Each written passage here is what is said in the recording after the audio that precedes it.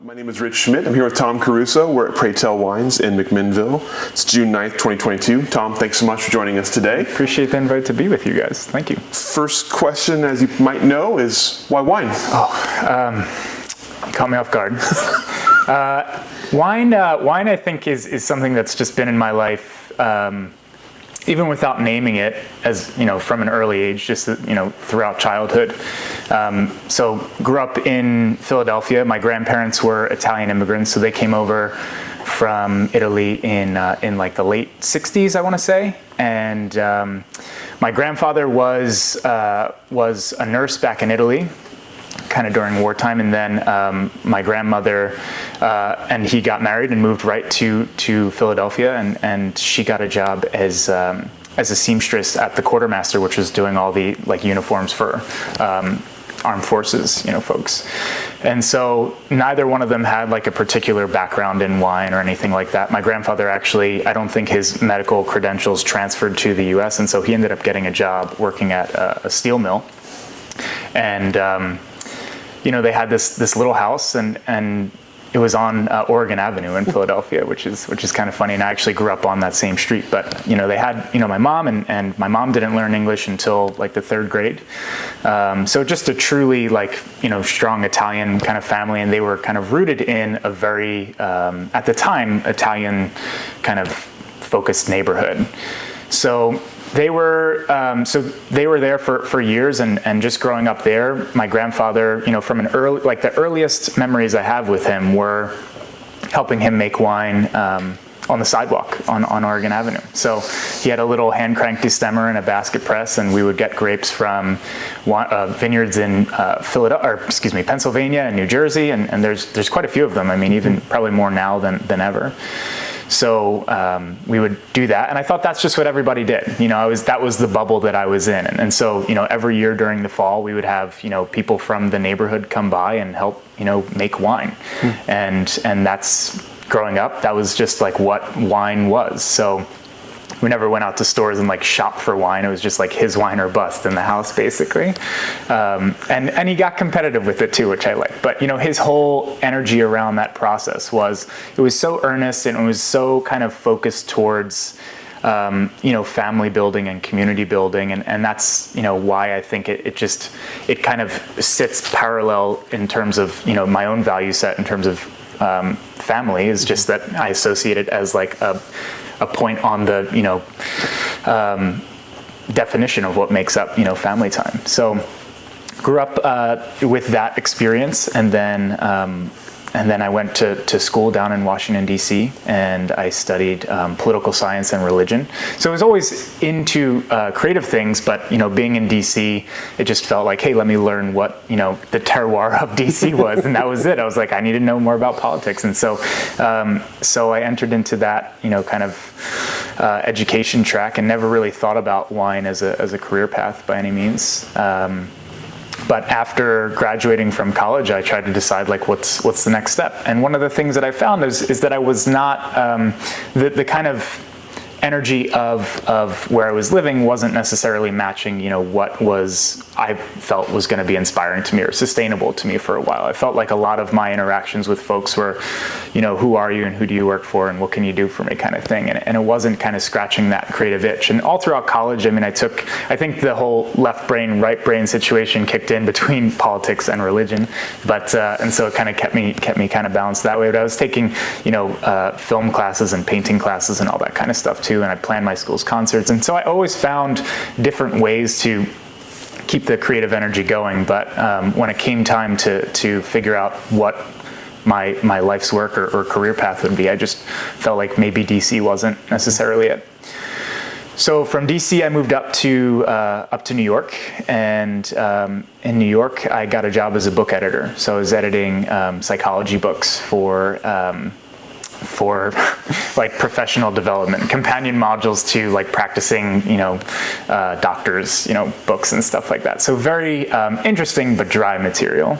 And in my head prior to moving up there was like, this is great. New York is such a like creative filled space, and I'm going to go edit books and I'm going to write, and all the time, and I'm going to read all the time and feel so inspired. And I found that after working this job, at the end of the day, not only was I just like drained of any writing desire, I was also self-diagnosing and like, you've got OCD and you've got all this paranoia and all that. So I found myself reaching for some wine and the thing that I really loved about being in New York was just that there's so many great restaurants, and so whenever I'd go out to eat, I just would I'd get handed the wine list, and I just felt like, hey, I should know more about this. Mm-hmm. I should I always had a curiosity around beer and whiskey and all that kind of stuff, and coffee and everything. I mean, I think there's kind of that. If you're a winemaker, you're probably curious about so many different types of things. And so I just had all those curiosities. And so from there, I was like, well, I'm going to keep my day job as a book editor. But there was the neighborhood I was living in had an urban winery in Brooklyn. And so I was like, it would be really cool to just see if I can work here in some capacity on the production side. And so I reached out to the winemaker there, and I said, hey, here's my situation. I've got a full-time job, but I'd love to be able to contribute in any way and just kind of learn and see things. And so he was like, actually, you're the perfect kind of person we're looking for right now, because we need somebody to cover the graveyard shift. and so I just was like, yeah, I'll do it. And so the cool thing about that place was that because it was bigger than this, don't get me wrong, but it was a tight space. And so it just required kind of, managing fermentation and production around the clock, just being, where it was. And so I ended up working the night shift with the assistant winemaker there at the time. And so how it would usually go is I'd go to my 9 to 5 a.m. job editing books, and then I'd take the train and I'd get off the train at 5:30, and I'd go right to, I'd have my backpack with, some clothes that could get dirty, and I'd go right into I'd eat a power bar, and then I'd go right into the night shift, and I'd work usually from 5:30 p.m. until about like 4 or 5 a.m. And I'd go home, I'd sleep for 2 hours, and then I'd go do the whole thing again. And it was just this really, I think I could do it now. But, back then I think it was just young enough and just like full of like energy to feel like, hey, I'm exhausted, but I actually feel so like passionate about what I'm doing. I know I said the P word, but I felt so like alive and just like, for the first time, like I was doing something that was just fulfilling enough in a way. Mm-hmm. So after the 4 months of harvest that was, the neat thing about that place was that, I should back up, I know I'm moving quickly here, but the cool thing about that place was that the grapes came in from upstate New York, they came in from California, I think a little bit came in from Washington as well. And so the experience there a lot of times was, my experience going into that winemaking was, I knew of like little things, that little equipment and and that kind of thing. And then to go and see bigger equipment, that was my context. That's what I thought now all production wineries look like. And so I thought I'd have these moments and I'd be like, God, they should really invent a machine that does this. And he would look, the winemaker would look at me and he'd be like, dude, those things exist, but you're in an old like funeral parlor in Brooklyn. Like everything's a workaround here. And so it was just like this funny thing where at the end of it all, he's like, I could tell you really care about this. You're really interested. Like you should go out to the West Coast, like go to California, And that was, at the time, my wine knowledge in that regard was largely founded on, the like drinking wine beyond just drinking my grandfather's wine was California for the most part. And so I was like, okay, it seems like a cool, thing to do, maybe someday. So I went back to my day job and I was just doing that from 9 to 5 again. And I was like, man, like you just, once you get, a taste of it, you're like, I got to get some more of that. And so, the other options available in New York were basically more kind of oriented towards sommelier and sales and all that kind of stuff. And so I said, hey, here's another thing I could do while I'm still here, build a little more foundational knowledge. And so I enrolled in a intensive sommelier program through the Court of Master Sommeliers had like this program with the Culinary Center in Manhattan, and so I did that, and it was like this 7-month intensive of basically studying, wine theory for 2 hours a night, and then blind tasting for 2 hours a night, 4 nights a week. And so I did that, and at the end of that, took the tests and everything. But I just found that a lot of the time, my questions were always kind of geared more towards why does it taste this way, or what production decisions go into this, or vinification or viticulture or whatever it was. And so at the end, it really just made me feel like, hey, maybe I do need to really pivot back towards production. And so, I had kind of this crossroads where I was building a life in New York, but I was also at a place where, my day job, just going in and sitting at the cubicle and kind of continuing to do what I was doing was kind of making me feel like the walls were closing in a little bit.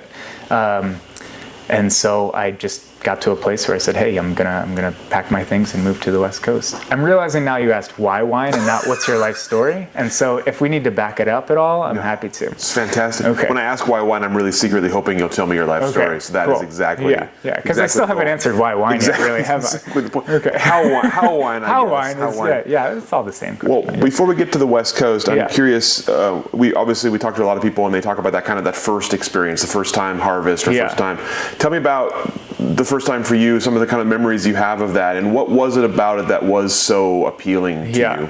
Well, I think the main thing was just how physical everything was. To go from, sitting at a desk for 8 hours a day and just reading, constantly, and then just staring at a screen, basically. You get eye fatigue, but then at the end of the day, you just would feel like your body, you just felt like, God, I went from, so I was on the rowing team in college, and then to go from that to sitting at a desk, I woke up within the first 6 months of sitting at my desk job in New York, I woke up one morning and I just couldn't get out of bed. Like my back had just seized up. And so it felt like I wasn't taking care of myself in the same way. And that I needed to be doing something that was a little more like using all of my senses and physicality and all that. So I think that felt really cool, just to be like really doing something that felt tangible. So much of what I felt like I was doing in my 9-to-5 job was just like kind of this pass-through, editing other people's work on a computer, sending it off to the next thing. And while I thought it was interesting, it just felt like, I was craving something that I could really kind of hold on to and grasp onto and make. And so in that regard, it was so cool. And a departure from what I was used to. And then I think on top of that, it was just at the right time of having this really green curiosity around wine, where everything was a new experience, at least on a larger scale than anything I'd ever seen. So there was novelty to it, of course. And then just being able to taste it all and appreciate wine at a different level than, as a little kid, I'd get like a little cup, wine was never, it was never taboo or anything like that. It just was like a food product on the table in my family. And so, I'd always tasted what I'd helped my grandfather make in some regard, but it wasn't like it was like resonating. It was more about like, here's the memory of something we just did. Whereas now I was finally in a place in my life where I was starting to actually appreciate and be curious and start to see the through line of, if we make this decision at crush, what does it mean on the back end and the final wine? And so to get to see all of that in person and experience it that way, and the smell of the fermenter, I'll never forget the first time I got that little CO2 kickback. I don't know if you've ever poked your head into a fermenter during harvest, but it'll wake you up for sure. And so, feeling like that when I was doing my, one of the early punch downs was really, I was like, okay, there's chemistry happening here too. None of which I have a background in, but, I'd ask all those questions and take notes. I was very diligent about taking notes. Whereas now, it's like if I could find a pen during harvest, it's going to get written on my arm or on a barrel or something. I use a lot of painter's tape around here, which is good. It doesn't feel too permanent. I think that's really why it kind of resonated so hard and so fast, which was good, and gave me enough momentum to kind of keep moving in that direction as far as wine as a career. So yeah. So tell me about the CMS experience. Obviously, at that point, intensive learning about wine, intensive wine education. What did you think about the process? What did you take away from it? And sort of what was exciting to you about wine from that perspective? Yeah, I think it was, it was invaluable in terms of what it's allowed for me as a wine appreciator, winemaker, all of the things. It was invaluable because it put wines on the table that I never would have known to seek out. And it gave context to those. It wasn't just like I went into a wine shop and I grabbed 12 different bottles from 12 different places and tried to taste them at home. It was, blind tasting methodically, like through deductive tasting, where you're associating, terroir and acid levels and ripeness levels and all that stuff, actually seeing and learning, and kind of, it's like this association thing that happens right in your brain where you start to say, hey, I know I can bank on, this one structural thing, representing this other place. And so I think from that standpoint, it really meant a lot. It also gave me a lot of appreciation for folks who do choose to do that as a career path. I think, there's a lot of, it seemed like for a long time, and maybe we're kind of moving away from it, but it seemed like for a while, at least early days in my career, where the wine industry does this really good job of compartmentalizing every role. Working at some of the wineries, at least, earlier days for me was like production is in this box and direct sales are in this box and wholesaling is in this box and compliance and all that. And now the nice thing is, ironically, is that I'm just in the one big box for it all, which is great. But I've always appreciated, being able to kind of jump from box to box and learn a little bit. And so, we could talk about kind of what happened next, because I did play both sides of the ball a little bit, from sales and production. But, I think just being able to be articulate about, what you're tasting or how to sell wine and stuff like that was really important as well. Because, if you're making it, you got to get out there and be able to talk about it in a way too that people find interesting, and their eyes don't just, gloss over and be like, all right, on to the next one. So yeah. So one more question before we get to the West Coast, the next part of things. Mm-hmm. As you're going through this, you have, like you mentioned, you kind of have a memory of wine, mm-hmm. and then you have one kind of urban wine experience, and now you've had this intensive education. As you're learning wine, were you kind of thinking ahead, like, if I made a wine, I'd like to make it this way, or I'd like it to taste like this, or this would be the style I would like to use? Absolutely. Yeah, that's, so I will say, when I first really started to get into wine drinking as an adult, I have to give a lot of credit to my dad, Mark, because he was the one who had, a strong interest in wine, and a lot of the stuff he was bringing was from really reputable California houses, every once in a while some Washington wines. But, I found that it was kind of a similar trajectory to how I think most people get into wine, which is starting with some of those bigger reds. They're friendlier, they're riper, they give you a little more of kind of a greeting out of the glass, I guess. Mm-hmm. And so, that style, I think, was something that I initially appreciated. But as I started to learn more through the sommelier side of things and, making wine at the urban winery and just tasting more in New York, I found that I really started to stylistically pivot more towards kind of prettiness, a little more towards,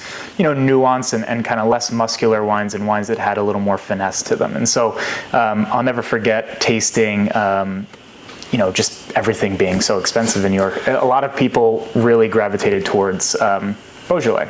So really great value in Gamay from the region, and a lot of times there were prettier expressions of lighter red style and all that, and that's just what I found myself like, man, someday if I could ever make wine, like this is kind of the style I'd like to go after. Mm-hmm. And it just kind of it was put into the mental archive there to think about and kind of have an aspiration for, and it actually is that moment I'll never forget. I remember exactly where I was at a wine bar, was the catalyst years later to when I actually decided to start Pray Tell. So yeah, it's a good question, but that's the style. so many people have that. It's always interesting to see where it strikes them and when. Yeah. So you've decided you're going west. Mm-hmm. So tell me about that process. Was it, what were you looking for? What were you looking to do? And what happened next? Well, so I had made the decision while I was still enrolled in that class. And so for the remaining month and a half, so I quit my day job so that I could really focus on studying for those exams, because panic started to set in.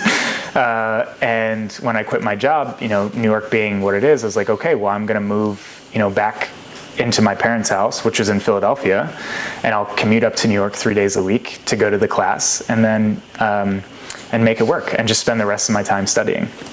So I'd say the last 6 weeks of the program, that's what I did, where I was just commuting constantly, studying and reading and starting to plan, what might happen next if I chose to move out to the West Coast, which is what I, ultimately chose to do.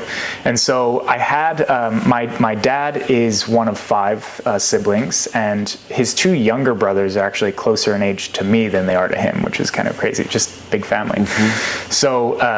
So those 2 have always grown up like older brothers to me. And one of them was, he had moved out to California, to Sonoma, a few years prior. He had gone to the Culinary Institute in St. Helena, and then he was working for a restaurant out there. And so I was like, well, he's in Sonoma, it might not be a bad place to kind of touch down, and he's got friends already out there and a little bit of a network.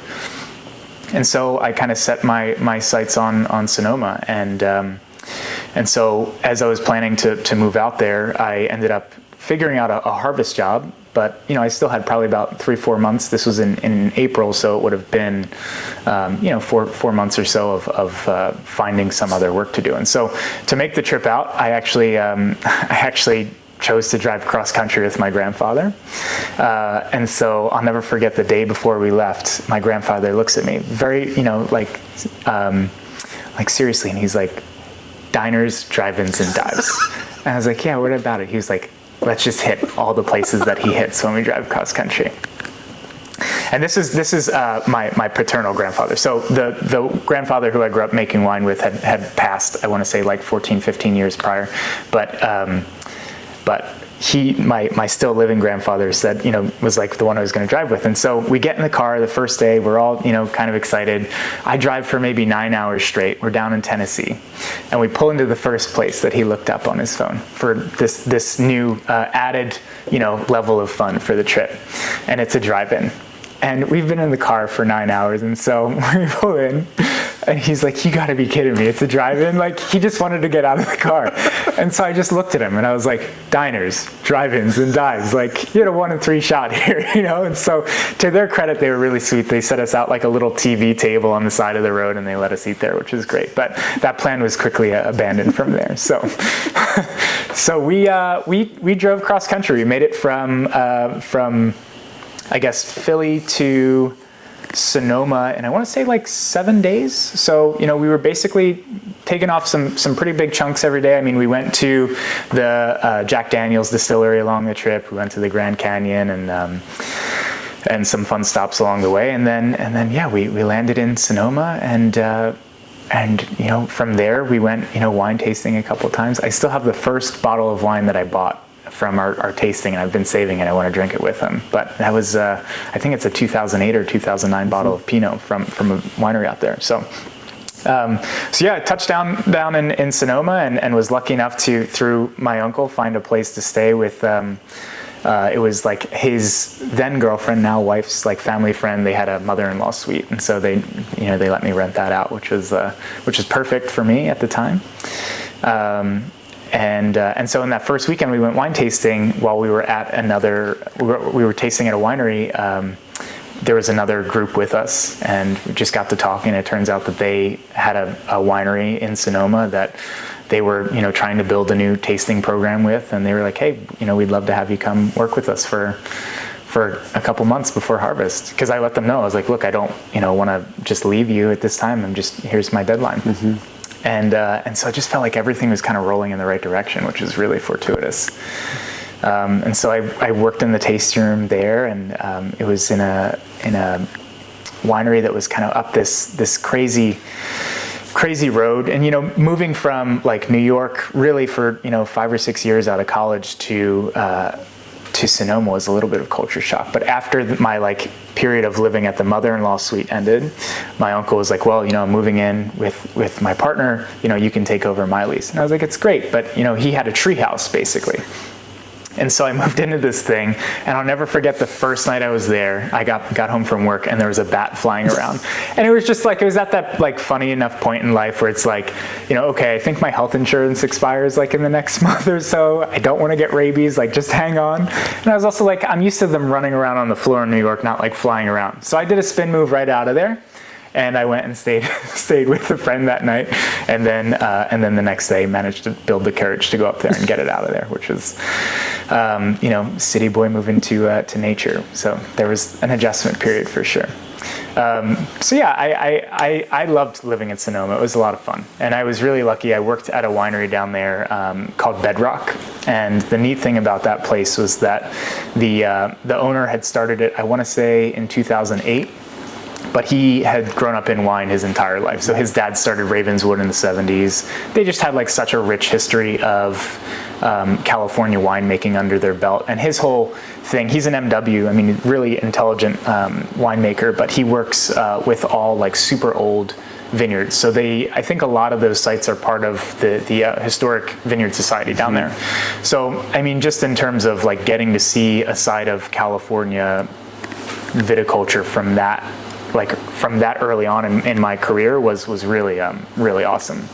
So we were driving around constantly and seeing vines that were kind of gnarled and looked like they were 100 years old, and it's because in a lot of cases they were, which was really really fascinating for sure. But while I was down there, I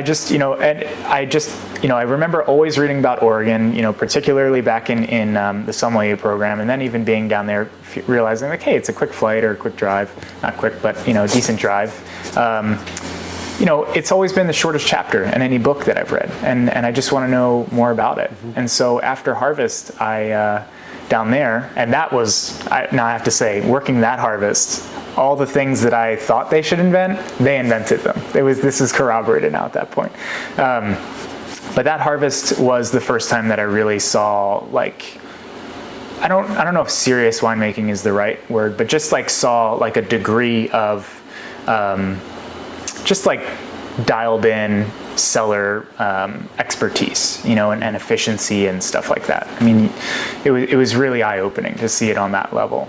And then to just go and taste, at so many different other cellars while I was out there. It was really, really cool. And what year was that? That was in, when did I move out? I moved out there in 2014, in April of 2014. So April 1st is when I left to start the trip, and that's why I thought it was a joke when he said the diners and drive-ins thing. But that was I was out there by mid-April or April 7th or 8th. So yeah.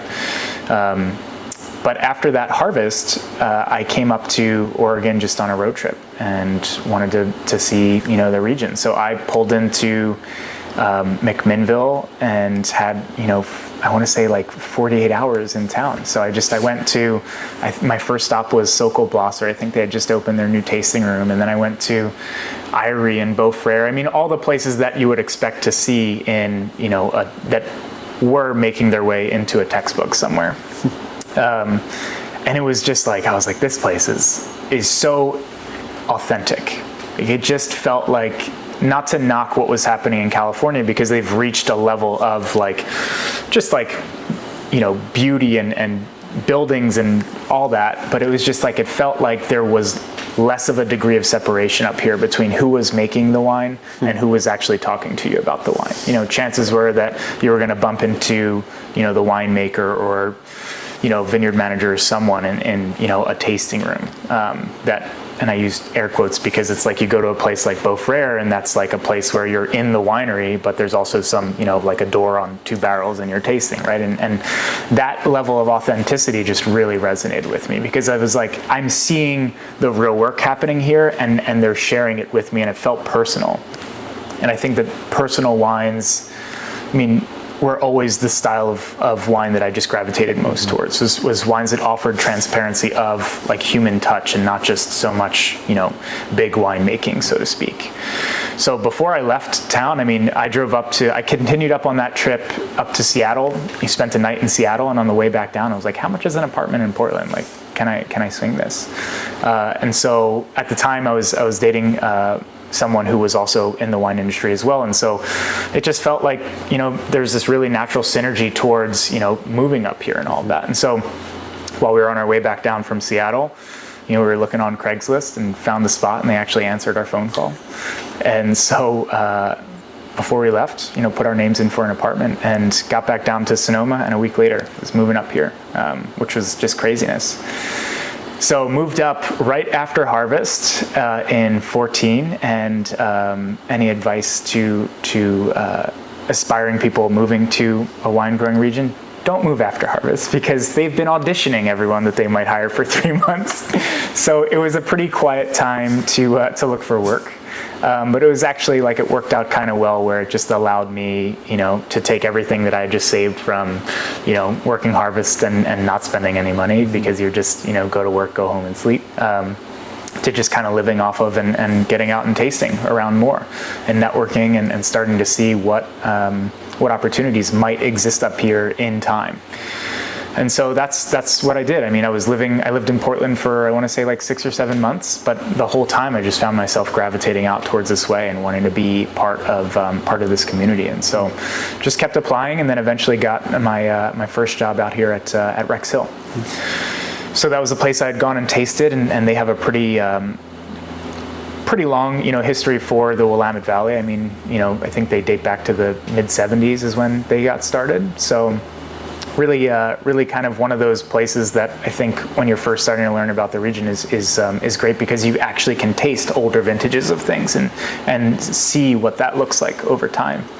So I got a job working in their tasting room there, and lined up switching to harvest basically once harvest time started. So I got to kind of see both sides there.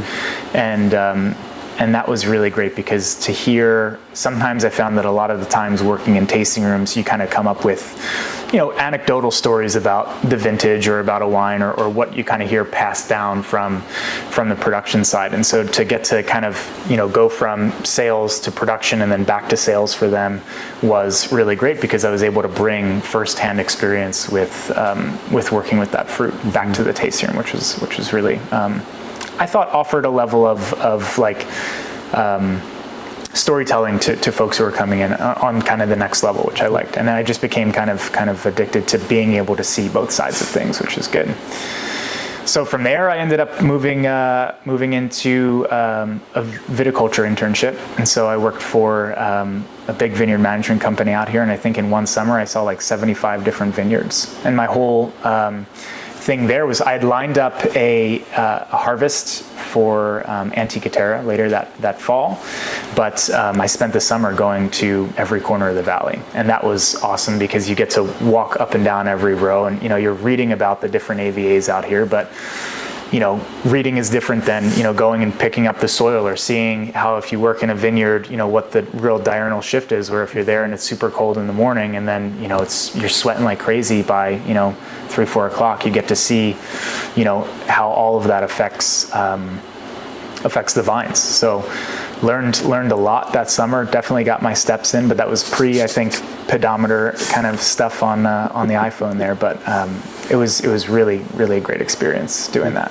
But I did definitely, in doing that, feel like, okay, I can kind of say that I like being in the cellar more than being just out here all the time. And I think, part of that was because it was so many sites. I think if it was one site that I got to really get to know really well, that level of intimacy with a vineyard site is invaluable in terms of the winemaking decisions that happen thereafter. And I find myself feeling that way more with, working with the same sites every year from my own brand now. But at the time, it just felt like this feels like so much, and I wanted to kind of focus on, get back into the cellar work there. So yeah, then I moved into working at Harvest at Antiquitera, and that was great. That was really formative because it felt like for the first time I was working with someone who had kind of this shared energy around like wine in general. Like it felt like a level of, I mean, you've heard the way that Maggie talks about wine. She's very just knowledgeable, and you can tell that there's this, like, she's looking at it from a very creative kind of angle and not just like commoditized wine. It's like, this is an expression of creativity. And that's the way I've always felt about it. Again, it's like, those are the styles of wines that I've always gravitated towards. But to feel like I finally was like touched down in a place where that was the driving force, was really, it really resonated with me. So that was such a unique experience. And that was right around, her assistant winemaker had left. And so it was Maggie and 6 interns basically. And so we really got to, I think, it was 16 was a fantastic vintage, but it was really, I think, a unique time for Antiquitera because it meant that we had so much more exposure to her and to, the winemaking process there, which was really unique and different from other places. I mean, in terms of, winemaking, like there's, you're hand snipping Syrah grapes, from the rachis, just to explore what, whole cluster without the stems looks like, and you're exploring different curiosities of like, well, what if we age in this or try this, or we're going to dry Chardonnay in baskets to try to concentrate them a little bit. All different things that I think she would always say no compromise, and it really felt like that. Like it felt like we were in a position where it was like, look, here's a wild idea, and let's just see what happens. And I think that we were all energized by that, which was really, really neat. And so after harvest there, Maggie was like, hey, you should stick around. And so, I think she and I had a really good rapport, and so I stuck around and I was moved into kind of managing her hospitality program for her as well. And what I loved most about that was the fact that we were talking not just about the wine we were making in the building, but also wine from other producers around the world that we found inspiring or that just kind of gave us sustenance. And I think that that's really, really such a unique thing, because a lot of the times, when you're working, in my experience working in tasting rooms, I felt sometimes like, you're talking about the same 3 to 5 wines every day. It felt like it was getting a little, not scripted, but just like, you kind of go through the motions a little bit.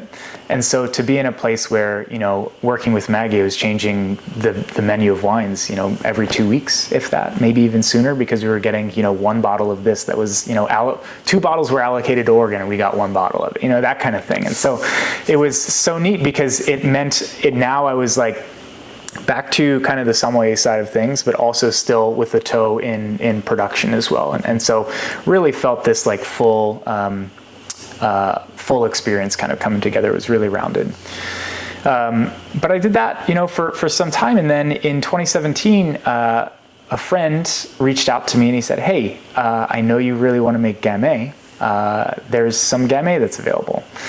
And so, when I feel very lucky. I've been able to make some really great friends out here, and I think early days I kind of put it out into the universe of like, hey, I would like to make Gamay someday. I knew that some of it was planted out here. I also know it's really hard to come by.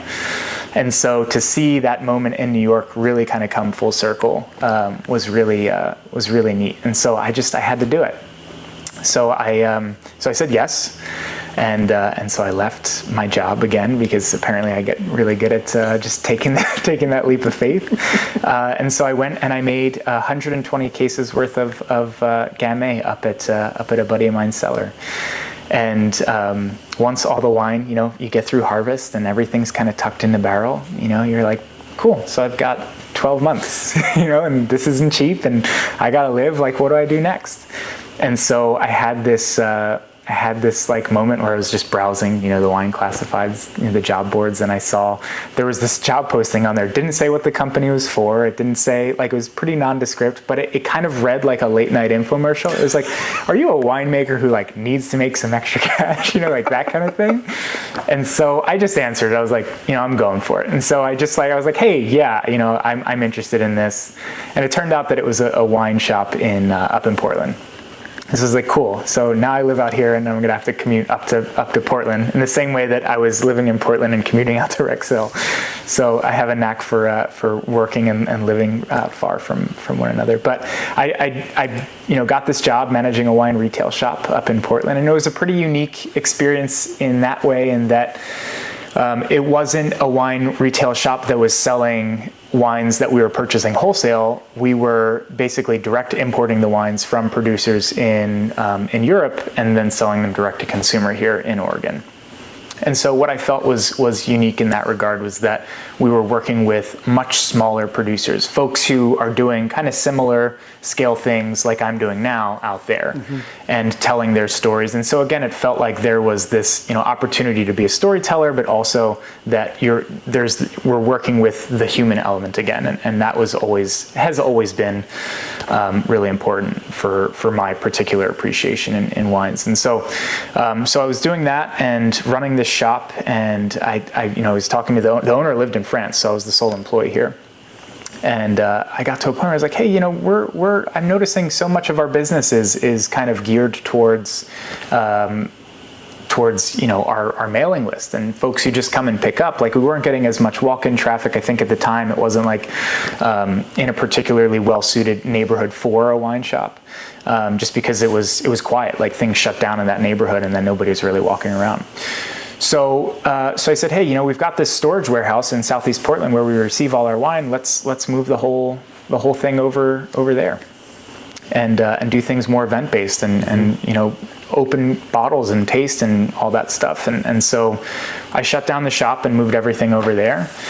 And that actually really started to work out in terms of just kind of like delineating time and scheduling for me, because I got to do that and I wasn't babysitting store hours. Instead, it was, really getting to do, the best work and really, have these great events. But then the rest of my time I could be out here starting to grow this business.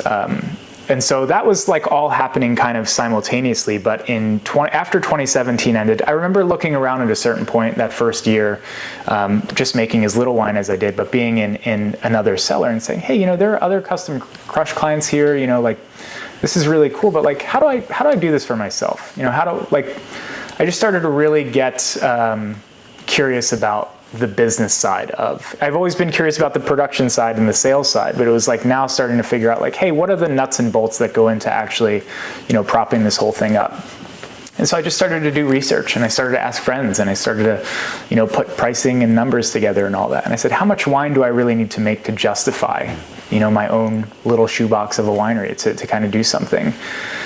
And at that point, you fast forward to March of 2018, and I signed a lease on a shoebox, and at that point, I was like, great, I'm gonna make this thing work. And so I took everything that I was, saving, my entire paychecks, other than paying for what I needed to live, were just gonna start flooding into this business. I was like, I'm gonna go for it, and so it just started from 120 cases to year 2. I was, under contract for about 550 cases worth of wine. So I was moving from just Gamay to Pinot Noir and Chardonnay as well. And I built out this space. So we were talking a little earlier, but it was just a shell of a rectangle, and then put in the wall and the insulation and the power and all that kind of stuff. And then started to find equipment online and grow from there. And so just kind of squeezed everything into this space, and then after year 2, I was like, all right, got to make more, and just kind of kept my foot on the gas pedal. And so went from year 2 to 2019. I brought in about 750 cases worth of wine to make in that regard, and then that was the first year I brought in some Pinot Gris as well, and started to play around with just a couple other, like fun varietals. And what I've found is that along the way, I just try to keep the blade sharp by not just focusing on, Pinot Noir and Chardonnay and all that stuff. But it's been, this will be year 6 now going into this harvest. And last year I made just under 2,000 cases. And so this year I'm hoping to ambitiously kind of keep rolling forward. But I joked earlier about, everything feeling like it's kind of muffin topping, out of here. And I think it's a great energy to be in. I think the alternative would be feeling like it was too much space or too, daunting to be into a project this far. But now I just feel like I'm in a place where I want to keep growing as long as I can sustain it. And I'm at a place now where I've now phased out of the other job as well. So kind of grew that company and got to a place where I said, hey, you know what? I've got to go focus on my own stuff now, which is really exciting, nerve-wracking, but exciting for sure. And so, yeah, we're staring down the barrel of a bottling date here in a couple weeks of the most wine I've ever done in a single bottling run, and I'm really grateful that to be in a place where it seems like we're keeping up with demand here, which is good. So yeah, but we should probably talk a little bit about Pray Tell the brand and all that stuff. Pray Tell the brand. How'd you know my next question was going to be? Tell me about. So you started kind of on a lark. You had access to Gamay. You wanted to make Gamay. You made some Gamay. At what point did you start to think like this was something it was going to be become a business, become a thing? And at what? Take us through kind of the timeline of finding more grapes, finding a name, getting all your licensing, all of that stuff, and getting started. Yeah. So making that first 120 cases was, I didn't know what to expect from it, and I think once the ideas of what the brand would be and the aesthetic and all that started to come together, that's the moment that it felt like this is a real brand.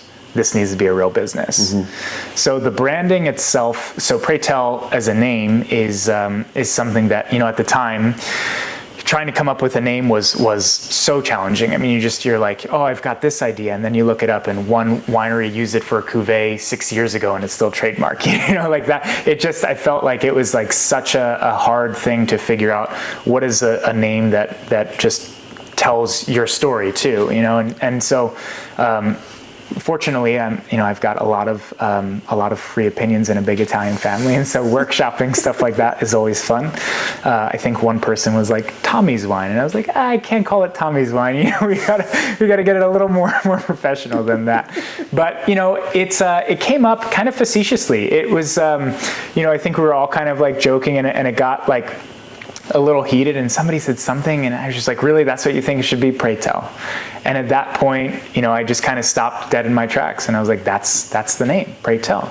And the reason I love it is because it has been used as an expression of earnest curiosity, and I'd say that that's really like what defines this place is curiosity and just constantly wanting to learn. But I also like that it's a little tongue-in-cheek too. Like, oh, you've got an opinion about my quarantine weight gain, Pray Tell. Like it's meant to be a good reminder that look, this can all feel really heavy. You could take yourself too seriously. Don't take yourself too seriously. I didn't want to fall into that trope of being just another person with like a serious furrowed brow at a tasting. I want people to drink the wine and smile, and I want it to be something that could be fun too, and remind myself to make it fun. I'm the only person in the building. It's got to be fun, otherwise I'll lose my marbles. So I've got to keep it a little light on its feet. So, that's I think where that's where the name came from, and then the branding itself, like the imagery of everything, it was a process. So I tried, I grew up painting and drawing and all that stuff, just for fun. But I tried all those options when trying to come up with the aesthetic. So I've got, all the early days kind of drafts of things. And the first label I had ever made was the Gamay label, which I don't believe I have on the table. But I got to a place where I tried all those things. I couldn't really find what was working with the energy that I wanted the brand to give. And so it got to a place where my uncle, who is now he and his wife, they own an art farm out in Ireland. They do like an art camp and stuff like that. Her family has this barn that's been in their family for like generations. And so they converted it into this beautiful art studio. And they have students from all over the world go out there in the summer. But they had kind of, just kind of, again, workshopping things with people, it came up that, hey, you should try cutting it out. And I think that they had kind of, him knowing and growing up in the same area as me, as a kid, I think he had kind of known that when I was younger, there used to be this really amazing art collection. It was called the Barnes Foundation in Philadelphia. And it was all this later Henri Matisse work where he could no longer paint anymore. And so he started cutting things out. And I always just gravitated towards that work. I thought that it was so cool to see something really beautiful made out of something so rudimentary. And it reminded me of, experience as a kid. Like, what's some of the earliest, art form you learn as a kid beyond watercolors, like construction paper and scissors. And so I was like, yeah, I like this look. I like this aesthetic for the brand, because I think there is this really cool parallel to trying to make something really beautiful out of something as simple as grapes too. And so I thought, hey, here's this full thing where, Maggie always said, plow to the end of the row. And I look at, we've had so many, great wines in our lives that you're like, the label's not great. I wish it reflected the magic of what's inside of it. Or, the opposite. You've had a wine that has a great label and then you're like, the wine was fine. And so I really wanted something that showed that I'm being deliberate and trying to tell a full story from the grapes, working directly with the farmers that I work with, all the way to, designing the labels, and even, I blend all the wax colors myself. I start with primary colors and I stand over a crock pot and, should probably open the door when I do it, but, you can breathe it in, but, I'll blend all the colors to match, what I think the label art and feel look like as well. So it meant, I wanted this again to be something that was an expression of my own creativity. And so in that regard, having the label be something I did and taking ownership of every part of this process has been really fundamental for me. So once I saw the finished product of that 2017 vintage of Gamay, where it had the label on it, it had the wax and it had everything, that's when it felt real. Mm-hmm. And that's that moment where I think I was like, I can do this. I think I can do this. And I'm gonna try to just jump in the deep end with it and go from there. Mm-hmm. And in year 2, when it expanded beyond just the one wine, and so I released the wine the first time I had ever poured it for anybody. There was a festival up in Portland called I Love Gamay. And I was like, hey, I've been in this bubble by myself, here, let's go share it with so many people. that was crazy. And so I went up to Portland and I decided to pour it and at this event, and it went really well. It ended up being their number one selling wine at the thing. And I was like, wow, this is I love this, this feeling of positivity and sharing. I mean, I think a lot of times in any creative endeavor, particularly one that's personal, you're going to feel vulnerable putting yourself out there. And so I felt I was shaking driving to that tasting, I remember, because I was like, there's a lot of pressure here. It's me saying hello for the first time with this stuff and getting to hear people, have opinions about things. And I promise you, later on in the day after they've tasted at other tables, people definitely have opinions about things.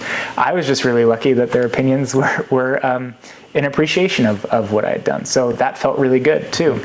And so all of that kind of compounding together was really what kind of pushed me into wanting to make this thing a reality here. And it had always been a goal. I mean, I think in the back of my head, I always wanted some element of my own, you have to kind of go spread your wings a little bit and do your own thing. I think particularly if you feel compelled during the creative kind of scope of it all. And so I think at that point, whether I chose to do it, after working in another cellar for 10 years and honing, somebody else's style for so long, or if I chose to do it after, making wine for 5 years, and then going off and doing it. I mean, I think at that point, it just felt like it's gotta be mine. So, yes, there's other, foundational knowledge you can have, but that's why you're lucky enough to have friends and ask questions too along the way. And I think that there's luckily enough in this valley, there's a strong sense of community that nobody shies away from that. Nobody shies away from hey,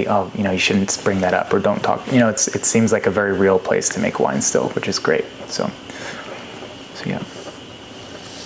So you obviously had a background in retail at this point and hospitality, all the things, but first time selling your own wine, as you mentioned, the vulnerability of putting it out there. So tell me, what did you what was your kind of strategy for selling wine, and what was your as you expanded and had more wine to sell, how did that change? Yeah, well, I have to say, early days, it felt like, I remember thinking, wow, it's easier to sell someone else's wine.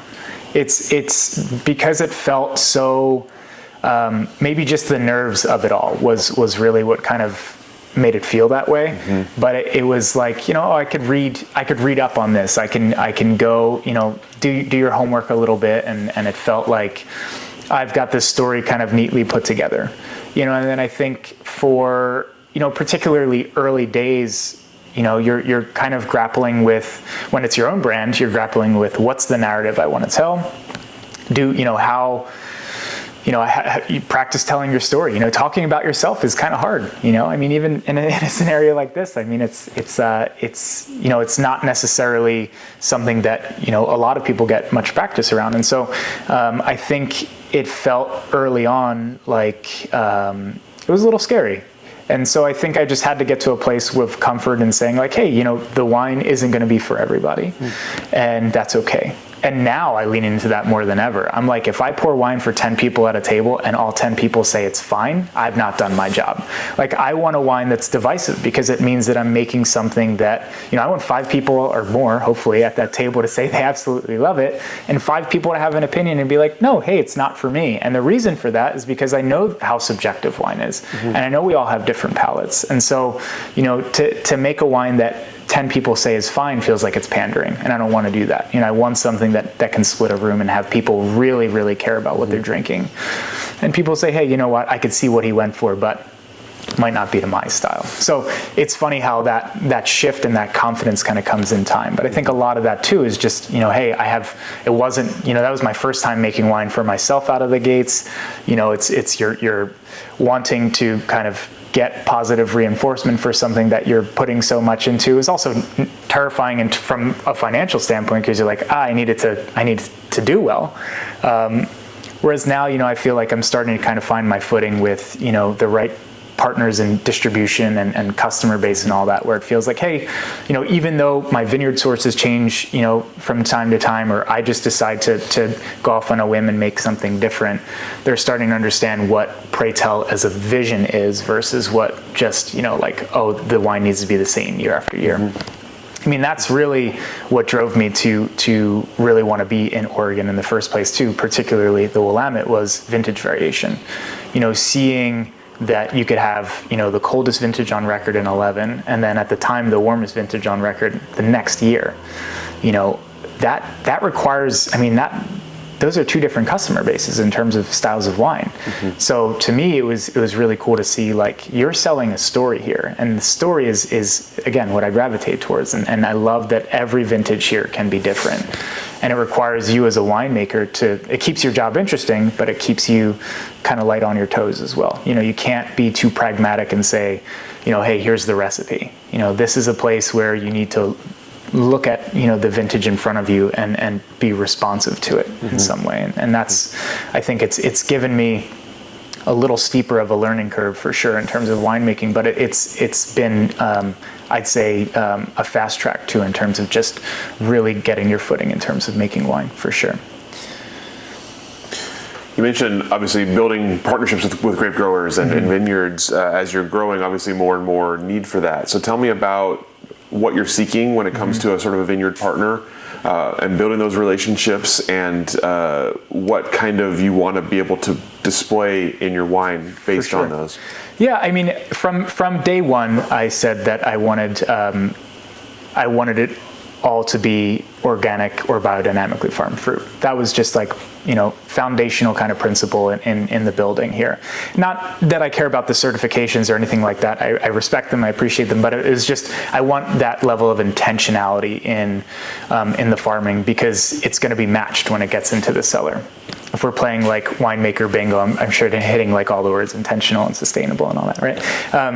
But I really wanted wines that were coming from. I wanted to make wines coming from sites that I think, if I'm going to take this, and try to do the best work from it, we've got to start with the best possible ingredients. And so I started to seek out vineyards that had fruit available, and I think as a young young brand, as a small brand, it puts you in a pretty unique position from like a shopping standpoint, because you're not going into a vineyard and saying, hey, can I get those 10 blocks or those 10 acres? You're going in and you're saying like, hey, can I get a ton, and are you willing to like let me be the little pest here that gets to play around? And so I've learned from early days, my dad always taught me, be pleasantly persistent. And so I just try to be, really pleasantly persistent about, hey, I really, really want to work with your site. I'm going to pay you on time. I'm going to do what I need to do to make this happen. And I would love for an opportunity to bring in your, to work with your fruit. Mm-hmm. And I think from there, it's been lucky that it's now I'm in a place where I could say, hey, I'll take 10 tons, or, it's a different story a little now for me, which is great because it makes buying a little more fun. The challenge now is just that fruit's harder to come by. You've got, vintages where just there's much lower fruit set or frost damage or, smoke or whatever it's going to be. But, I think that those are all different challenges that again make this, being kind of a one-person operation, add some dimensionality to what I do for a living, which is great. So, but building relationships, to answer your question, is probably the most important element to sourcing fruit. Mm-hmm. I'd rather work with the right people and pay more than take any shortcuts there. And so we're really lucky that there are some fantastic human beings in this Willamette Valley who make and grow some great grapes, and I've been lucky enough to kind of work with them over the years. Mm-hmm. So that to me is, I think it's gotten to a place where sometimes, because this is a business, sometimes it starts to feel like people are kind of operating from a business standpoint. And so I've, look, as a small brand, I've been, kind of, edged out of certain sites. 1 year I get to work with a site, and then the next year you're like, oh, well, that person who's buying 10 acres, their intern team wants to make Gamay this year. And you're like, cool, no, but like I'm trying to build a brand, right? So, it's stuff like that where it's like, hey, every year since I've started, I've changed sites for Gamay. I've had a couple overlap vintages, but it's just worked out that, the demand for it's high. Same with Chardonnay. Chardonnay's moved around. It's a good problem for the Willamette Valley right now, to see that fruit is in this much demand. It just requires you to be, kind of on top of your own program and constantly looking and putting it out there of what you're looking for sure. But the human side for sure is I think what keeps building relationships and working and making this sustainable all worthwhile. You brought up vintage variation, and of course, we've had some interesting ones recently. So I want to back up to talk about 2020 a little bit. Sure. You're just starting to build your brand. You've just, 2019, you've grown quite a bit. So tell me about 2020, both sort of from the pandemic perspective and from the 2020 harvest perspective. What did you have to adjust, pivot in your brand, and kind of what strategies did you use to get through and get out of it? Well, that was a year that kind of it put the brakes on the kind of like big jumps in growth year over year, and a lot of that was just because of availability of fruit. So from a winemaking standpoint, I think I scaled back in 2020 to make only something like maybe 500 cases after the previous year was a 250 case jump. So that was a little bit of a gut punch in terms of just that kind of continued growth and sales expectations, because at this point, you start to open up new markets around the country for distribution, and everybody wants a certain amount of wine at that point. And so I was like, look, this is what it is. I think from like a brand building side of things, the challenge in 2020 was in March. I think like the second week of March, I was scheduled to do my first ever market visits. So the previous few years, I'd released some of the wines. I've gotten out there, just by like the few places that it was being sold locally and said hello. But in 2020, that March was supposed to be the first time I was really like, hey, this is my brand, this is me. And so I always joke with my distributors, because they're like, hey, your back labels are so, nondescript, because it just says the label, it says the very pertinent information. It says the varietal, it says, the ABV, all the stuff that keeps it compliant. But I always imagined as a small brand, especially early days, I'd be standing next to the bottle, or I'd be close enough with the people selling the wine for me that I would empower them to tell the story. And all of a sudden, 2020 required that pivot of like, hey, well, Zoom calls were great. Thank goodness for those, some of them, but then not all of them. But it made me kind of have to change things around a little bit. And so that March I was supposed to hit Chicago for a big wine fair. And then I had like these whole plans for this East Coast leg of doing New York, New Jersey, PA, DC, and all the places where the wine was starting to show up. And it just all got canceled. And so at that point, I started, working with saying like, hey, all my wholesalers, they had very real conversations with me. They're like, look, we just got the wines in the warehouse. We hope we can pay you. And I think at that point, you just have to believe that like, you can't shy away. You got to you're like, all right, I'm already in the deep end. So let's just see what comes of this. And so I said, look, we're gonna sell wine. Like we got to make it happen, right? I mean, people are still, at home. They're drinking wine still. We see this, because they were like, well, we hope we can pay. And so at that point, I was like, okay, well, you got it. Good luck. Let me know I will Zoom call with, your team. I'll Zoom call with your retail partners if they want to do tastings with me or if they have customers. And so what was really cool is that they actually took me up on it. And so I started to do like direct to consumer facing Zoom calls with like a wine retail shop. There's one in like Denver, for example. They put together this little shop called Proof that has this great selection. They put together a Zoom tasting with me for their customers. And so that's how they were selling my wine. And so for me, it's like, look, those wines are in theory already sold because I sold them, but I'll double down and I'll sell them for you because I know that I need to tell the story. And just doing stuff like that was really important. And then, it was like, at that point I had about 500 cases of wine to sell and fortunately, all the wine sold, which was great. And then in 2021, so, the nice thing about kind of this is not a business of instant gratification by any means, but the nice thing about that delayed kind of timing was that the 2020 wines weren't going to release until a later date. So at that point I knew, I was like, oh, I still have more wine than I've ever had to sell, but it's going to hit me. It's going to catch up to me at some point. And so my other pivot or adjustment rather was in 2021, I brought in more. So I went from my biggest vintage being in 2019 at 750 cases. In 2021, I brought in the equivalent of about 1,900 cases worth of wine.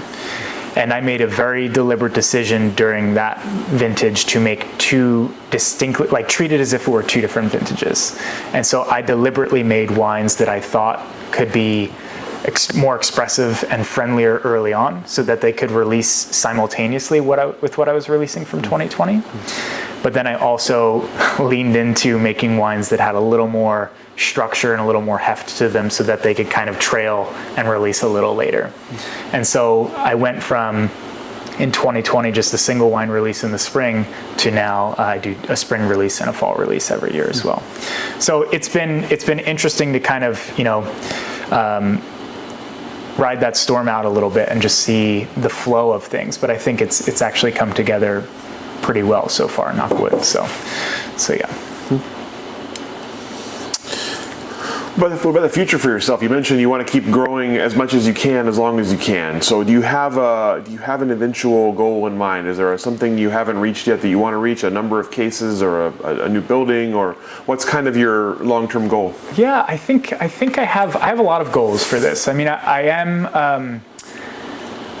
I love it because, Maggie always jokes about being competitive. I mean, I'm competitive in a sense that I want to see the brand do well, but I also know that I believe that there's enough shelf space for everybody. You just got to kind of get creative, and we all do right by the Willamette Valley if we're continuing to support one another out here. And so, I think that there is space for me to continue to grow this thing, and I'm really excited about it. I don't have a particular I don't have an ideal case production in mind. I have visions of what I see a bigger winery. I see working with more fruit and all that kind of stuff, and continuing to diversify the varietals that I work with. So in 2021, again, treating it like it was two different vintages, I brought in 6 different varietals from 7 different vineyards.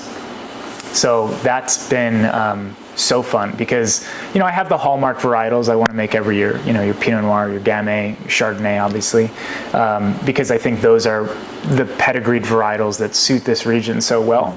And, I think that those are fun. I love making Chardonnay. I think it's the hardest varietal to make well, but I also think it's something that I want to make in a way that is, I could put next to the people out here I admire as well.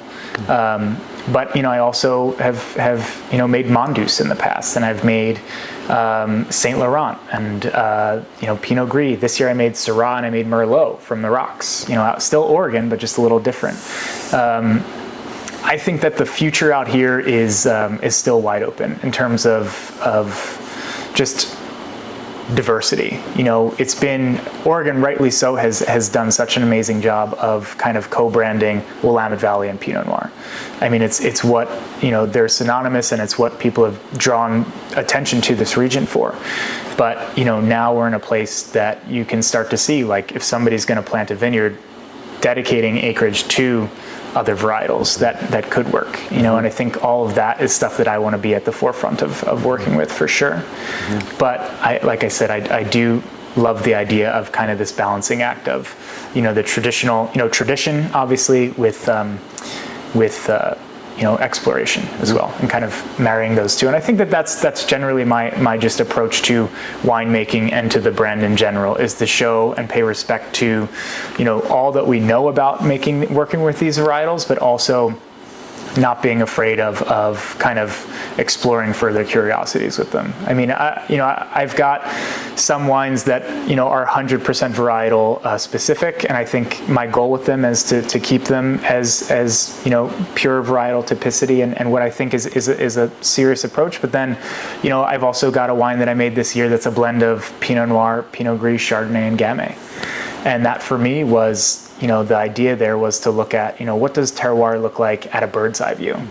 Everything out here in terms of the story that we know so far has been so granular with Pinot Noir. It's, here's this single vineyard or single block or single clone bottling of Pinot Noir. And I love that metadata. The dork in me, of course, loves getting super granular with it. But, it's time to zoom out a little bit too and see, what are the broader strokes, or what's next, and how do we kind of reconcile those two things at different levels. And so that's something that I want this brand to represent, as kind of doing a little bit of both. And if I could do that and grow it where I can still keep my hands in fermenters and not feel like I'm, making work orders in an office somewhere, then that's the size I want to grow to. And whatever that production volume means, that's what it'll be. Fortunately, if I do write a work order in an office, I'm the person who has to do said work order at this moment. But I think as things grow, it's hard to do it by yourself. It is. My dad comes out usually for a week during harvest, which is great. So I'll usually put him to work. I've had some friends come out over the years, a week here, a week there, which is really helpful. The thing is, everybody always wants to come out at the same time because they're like, oh, it's going to be fun and a party. And so I'm like, yeah, no. Well, this is work, we got to do some work, you guys. But I think in terms of the growth, that's I don't have a hard and fast kind of rubric for what I need to stick to. I think the fun thing about this place is that there are no rules. I don't want there to feel like there are rules, which is when I think creativity thrives, is when you don't put a leash around it. So that's my goal, is to not come in here and have put myself in a corner by any means. So yeah. So you talked a little bit about kind of the future for Oregon there, and obviously your first impressions of Oregon were interesting, I thought, as you kind of the authenticity of the place. So take me through the changes you've seen now that you're in Oregon and you're in part of the industry, and give me a look ahead at what else you might see down the road for the wine industry. I think in terms of changes that I've seen, it's the first one, right out of the gates is just observational, which is you're seeing just a lot of investment, whether it's investment from out of state or out of country to the Willamette Valley, or even just brands, kind of leveling up, seeing wineries that have gone from, a little more, like a pole barn kind of thing to an actual, here's our tasting room, and it's got comfy chairs in it, and it's actually, temperature regulated. I think one of the charms of tasting in Oregon for so long has been, the fact that you have a disclaimer in your invitation, it gets a little chilly, you might want to wear a jacket, and I think that would last for a while, but as tourism changes here and there's an increase, there is kind of this, shift to, all right, let's elevate here. I think, I always joke, because usually around that time of year during harvest, when I do have family or friends in town who want to come help out, I try to put together some tastings in some capacity. And usually it's been in the past, it's hey, let's just go to these places, we'll pop in. And now it's well, I planned us 3 lunches today because that's the only way we're going to taste these wines. It's 3 different lunches that are 2 hours apiece. And I think that that's great, but I think it's just a sign of the region kind of, just kind of moving up in terms of the professionalism of how we treat and how we kind of open our doors to tourists, basically. I think we're seeing obviously a lot more acreage being dedicated to grapevines. I think that's a great thing. It's unavoidable. I think at the same time, I would love to see just varietal diversity as well. A lot of the times, particularly with the sites I've worked with over the years, it's this is a site that's got 45 acres planted, mostly to Pinot Noir. And then here's half an acre to Gamay, and it's in the coldest part of the vineyard. And you're well, hold on a second, let's think this through a little bit. It needs a little more sunshine. It should seeing people come into the region or people who've been here who are planting other things with intention, I think is really cool. I think Andrew and Andrea Beckham are a great example of that, where they've got a number of different varietals planted, and it's in the nature of exploration. They've got all those things planted. I remember I worked with a vineyard called Omero years ago, and I worked with it until it was sold. And those vines, there were about 2 acres planted out there of just experimental things. And when it sold, all those vines were ripped out and then replanted to Pinot Noir. But, hoping that more people make deliberate decisions to plant with curiosity in mind and not dollar signs in mind. And I know that that's a big ask, because it is certainly not getting any cheaper to buy land or plant it. But, I think the reason we're here in the first place is because people in the 60s decided to be curious about planting Pinot Noir and other things. And then once they figured out that worked, it seemed like there's just been this very mono-focused approach to here's the formula, and it's worked and it's gotten us to this place, but we need to retain and sustain that curiosity as well. And the thing is those varietals are the hardest ones to come by, because most winemakers actually have the curiosity to work with them. We just need vineyard designations to kind of have that too. So I see that. I do see more planting happening, and then I think just from it's a bigger valley now. It's just there are more people here. It's a bigger network, and so I think that's great for a lot of reasons, because it just means that more friends. But I think it's great because you've got a lot of different interpretations of what can be done. Even if you were to say, look, we're only planting Pinot Noir from here on out, that's fine. There are enough winemakers out here, and an increasing number, so that everybody's going to have a different take on it too. And I think that's diversifying not just what we put in the ground, but the people that we have here is really important. So seeing that Oregon really felt like a special place to me, and why I gravitated here was because it didn't feel like there was gatekeeping happening, and I hope that we can continue that energy forward, where it feels like an inclusive place that allows for somebody who has a dream that they could still do it. So that's my hope, and that's kind of what I'm seeing is so far is that all those things are continuing. But the sense of community, I think, is still alive and strong for sure, which is great. But that's where we are, I think, and where we're going. But that's just my 2 cents also.